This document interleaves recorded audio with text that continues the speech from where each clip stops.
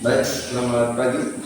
Perkenalkan, nama lengkap saya Martinus Komandado, NIM 23320 Prodi PJKR dari kelas C. Di sini saya akan melaporkan hasil observasi jurnal terkait evaluasi pembelajaran. Di sini ada 6 poin. Saya akan menjelaskan satu persatu. Di sini poin pertama, penetapan materi evaluasi pelajaran.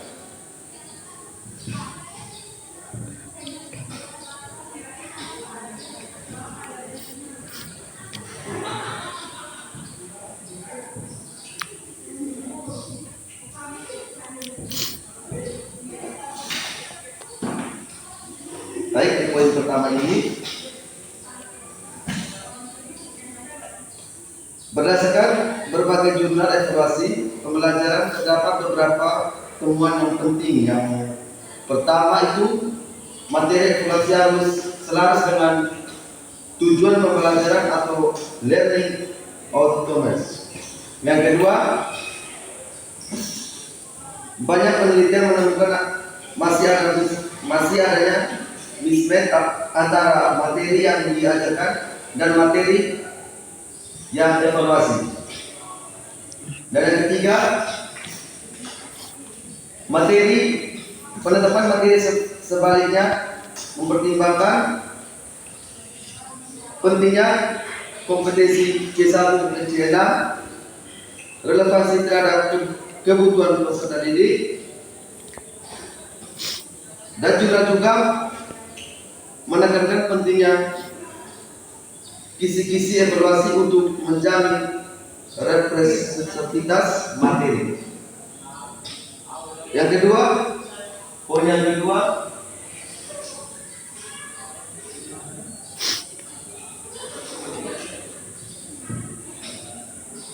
penyusunan instrumen atau alat evaluasi belajar.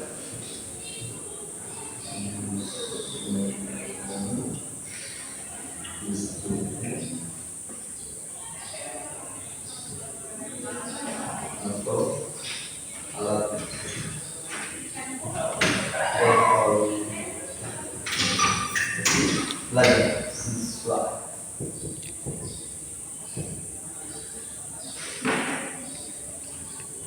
Hasil pengamatan dari berbagai jurnal menunjukkan bahwa instrumen harus memenuhi validitas, realitas, konstruk, dan kriteria. Itu poin pertama. Poin yang kedua, instrumen yang digunakan dapat berupa tes objektif, yaitu pilihan kanan atau benar atau salah, tes subjektif, isian atau non tes, observasi, rubrik kinerja atau portofolio.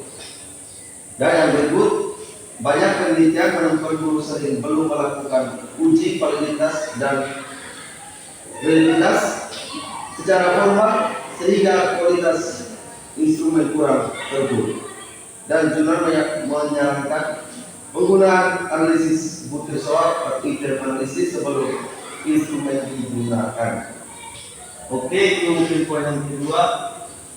Langsung ke poin yang ketiga, pengukuran hasil belajar siswa. Pengukuran hasil belajar siswa. Di sini ada 4 poin. Yang poin pertama itu, pengukuran hasil belajar bertujuan mengetahui pencapaian kompetensi. Dan yang kedua,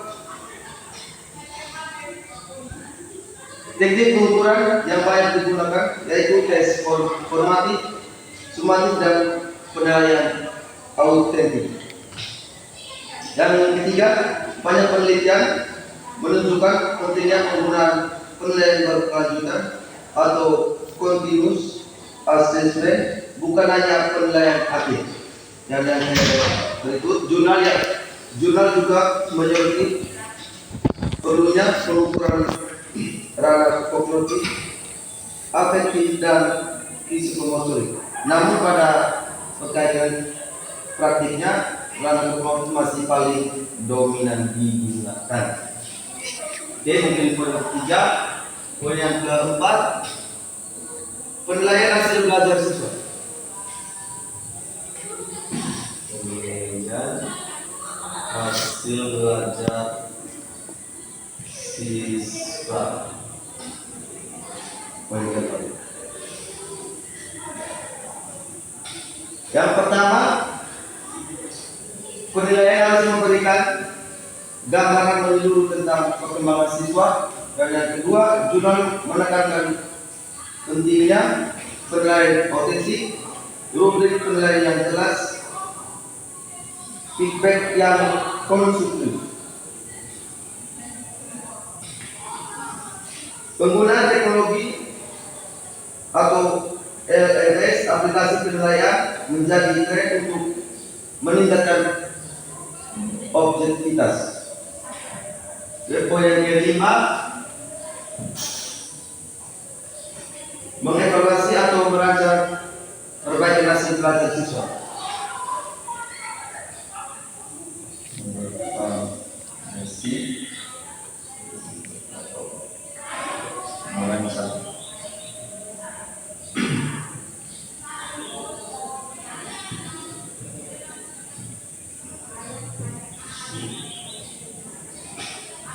belajar siswa.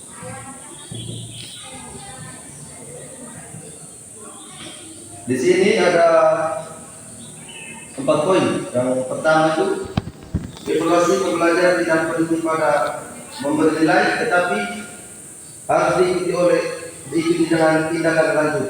Dan yang kedua, beberapa bentuk tindak lanjut yang direkomendasikan. Yang pertama, remedial. Yang kedua, pengayaan. Yang ketiga,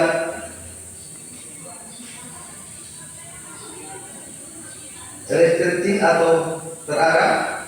Dan yang keempat, konseling belajar. Kelima, jurnal menegaskan pentingnya diagnosasi kesulitan belajar melalui analisis hasil evaluasi. Dan yang berikutnya, guru dianjurkan menggunakan data evaluasi untuk memperbaiki strategi mengajar, bukan hanya mengoreksi siswa. Poin yang kelima langsung saja kita masuk ke poin yang keenam, poin terakhir, yaitu tentang penyusunan laporan hasil belajar siswa.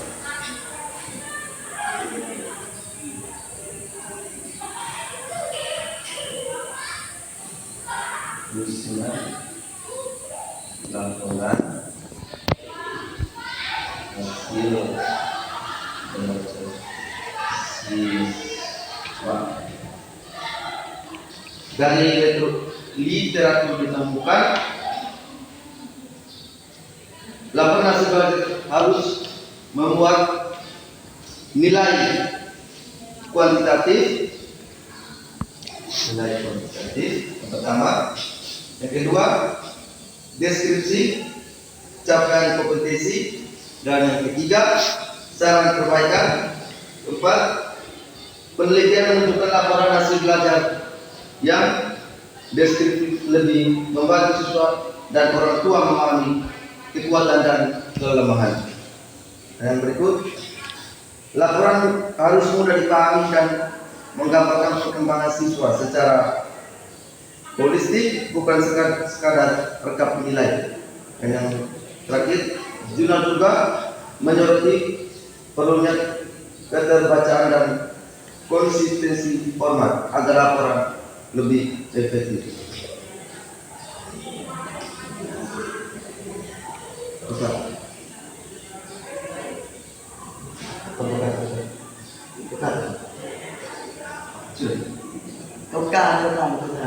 Tiga. Baik, mungkin itu saja video dari saya. Sekian dan terima kasih.